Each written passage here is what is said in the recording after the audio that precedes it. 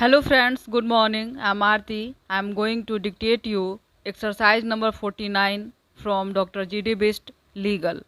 Please like the video, subscribe the channel and press the bell icon. 5 seconds. Start. From the materials on record, it is evident that the appellant or plaintiff had a genuine claim which was considered in great detail by the trial court and supported by oral and documentary evidence.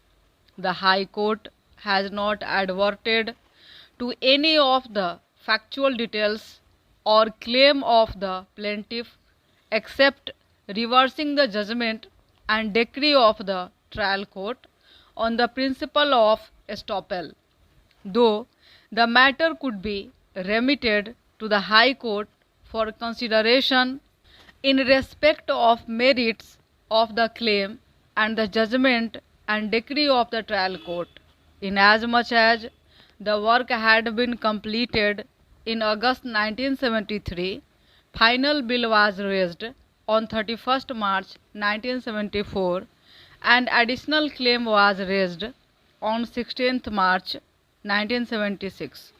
To curtail the period of litigation, it would be appropriate that this court scrutinizes all the issues framed by the trial court, its discussion and ultimate conclusion based on the pleadings and supported by the materials. Issue number 15 in the trial court judgment related to estoppel, which has been decided in favor of the plaintiff.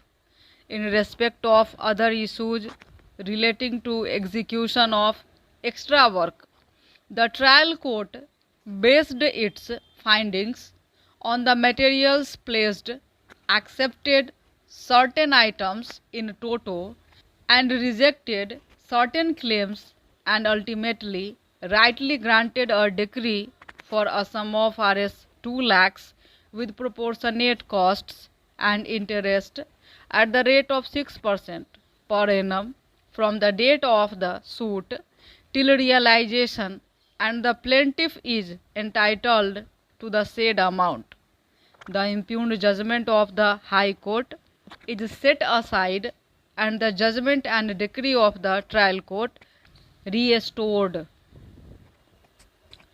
The issue that falls for consideration in the present appeals is whether the appellant would be entitled for refund of the tax which was paid by him to the seller in view of the provisions of Section 44 of the Kerala General Sales Tax Act 1963.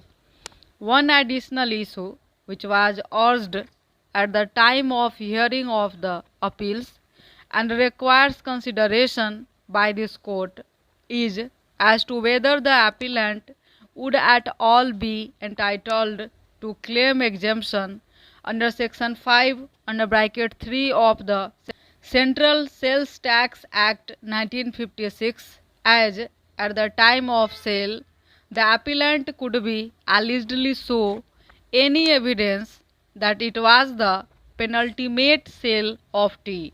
The appellants are exporters of tea. Stop.